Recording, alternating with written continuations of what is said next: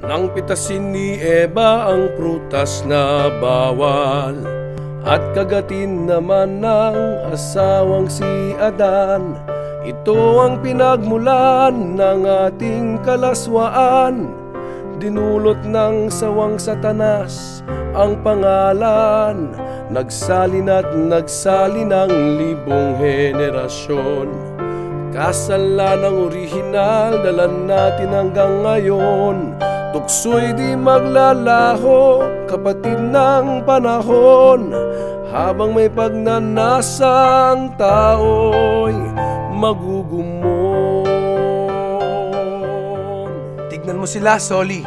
Mas madaling sabihing mahirap ang magpakatino, at saka maghahanap ng palusot at pakulo.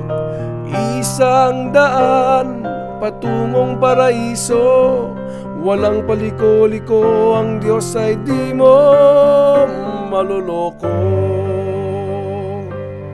Kung hindi tayo maninindigan sa kabutihan ay, sino pa magliligtas sa mga kaluluwa nila? Ang Santa Iglesia ay di padadala sa pakiusap at kamot ulo ng mahihina.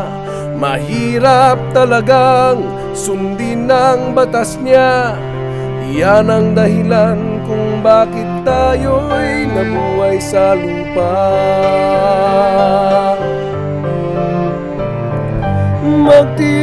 Magtiis hanggat may bungang langit, di maglalaon, may premyong makakamit. Sundin lang ang batas, huwag nang umiwas, sa huli makakamtan ang kaniyang basbas.